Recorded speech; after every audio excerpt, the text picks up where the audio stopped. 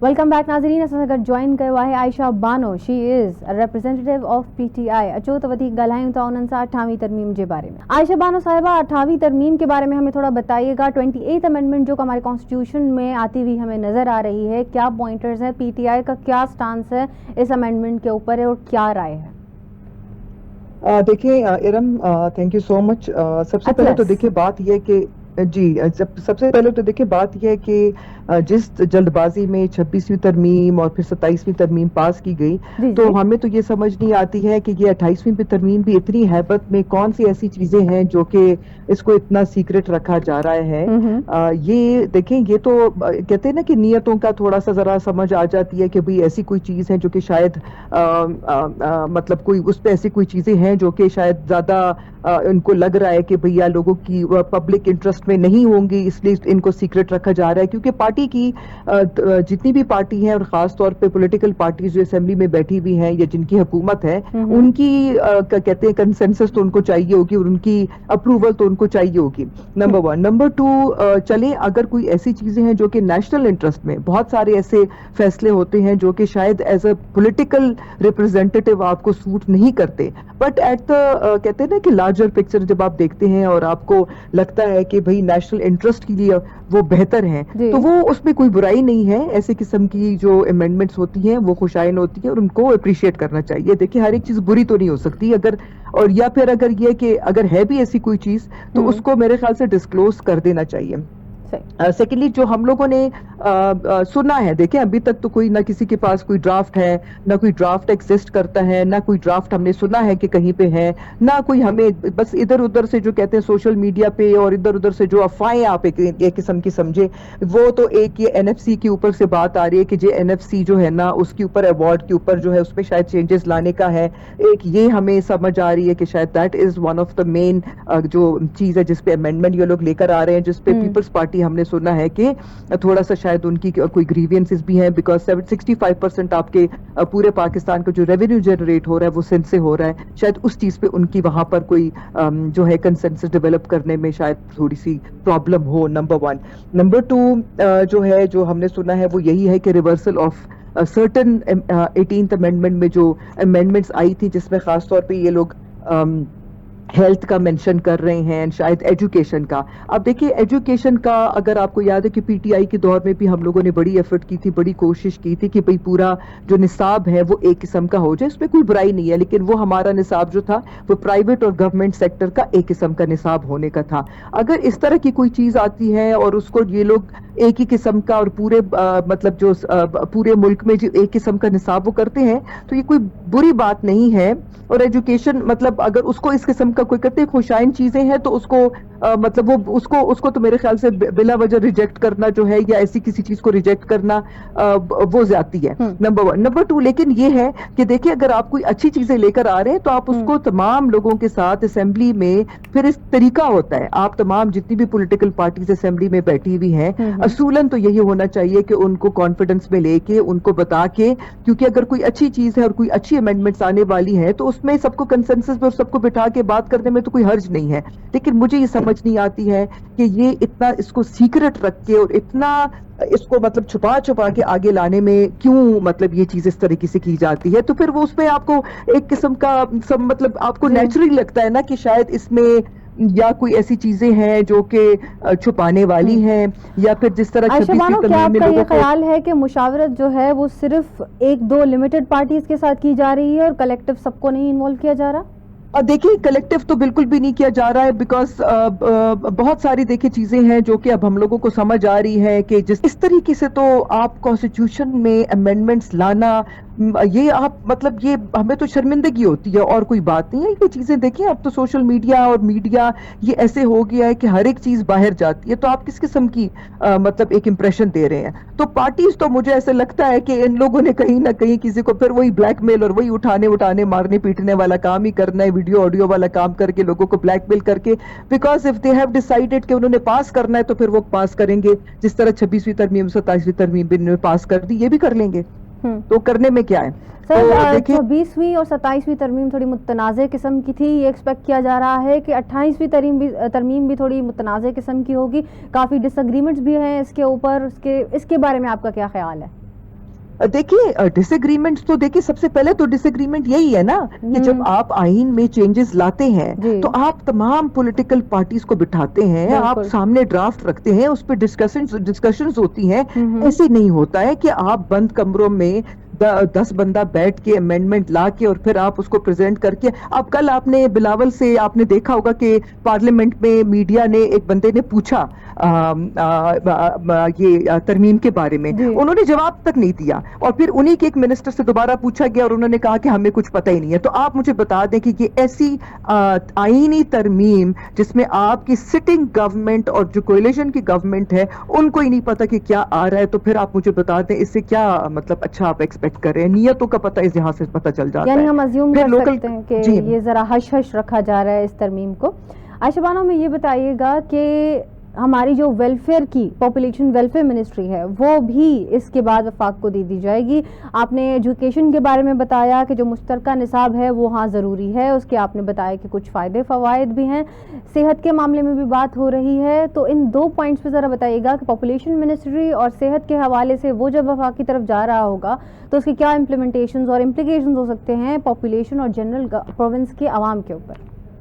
देखें जिस तरह हायर एजुकेशन अभी भी मेरे ख्याल से ये जो हायर एजुकेशन है अभी भी ये उसमें देखें आप चैलेंजेस तो हैं।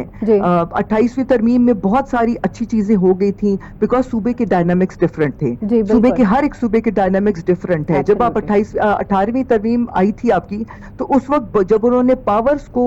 नीचे डिवॉल्व करके सूबों को दे दिया था उसमें बहुत सारी अच्छी चीजें भी आई थी, बट उसका ये मतलब नहीं था कि उसमें सारी ही अच्छी चीजें हैं। तो लेकिन बट द थिंग इज देखिए अब हम सिर्फ हवा में एक तीर मार रहे हैं ना, लेकिन ये तो हम लोग एक हवाई बातें सुन रहे हैं कि जी हेल्थ भी जा रहा है, हेल्थ भी जो है ना वो फेडरल के पास जा रहा है और ये लोग फेडरेशन को ज्यादा मजबूत करने की कोशिश कर रहे हैं बिकॉज इनको लगता है कि भाई कंट्रोल जो है वो एक जगह पे हो और फिर छोटे छोटे सूबे बनने जा रहे हैं। इसमें अगर आपको लगता है कि मुल्क की हालात बेहतर हो सकते हैं, अगर आपको लगता है कि आप इकोनॉमी को बेहतर कर सकते हैं, आप मुल्क को एडमिनिस्ट्रेटिव लेवल पे अच्छा चला सकते हैं, तो ये इस तरह की चीजें तो अमेंडमेंट्स तो आती रहती हैं, बट अमेंडमेंट्स के लाने का जो तरीका है उस पे हमें बहुत एतराज है। देखिए अभी तो हम हवाई बातें कर रहे हैं, हम लोग इसके प्रोज एंड कॉन्स का हमें नहीं पता, हम इसके ऊपर कोई बात ही नहीं कर सकते हैं क्योंकि ये तो जो एक्सपर्ट्स हैं, जो कॉन्स्टिट्यूशन के एक्सपर्ट्स हैं, जो ऐसे वकला हैं जो कि कॉन्स्टिट्यूशन पे एक्सपर्टीज उनकी है, वो तो उन्हीं पे हमें ये बता सकते हैं कि जी अगर ये अमेंडमेंट आएगी तो इसके आगे क्या रिपरकशंस होंगे, उसके इफेक्ट्स क्या आने हैं। हम लोग तो एज अ कहते हैं कि लेमैन हम लोग तो इस वक्त कुछ कह ही नहीं सकते हैं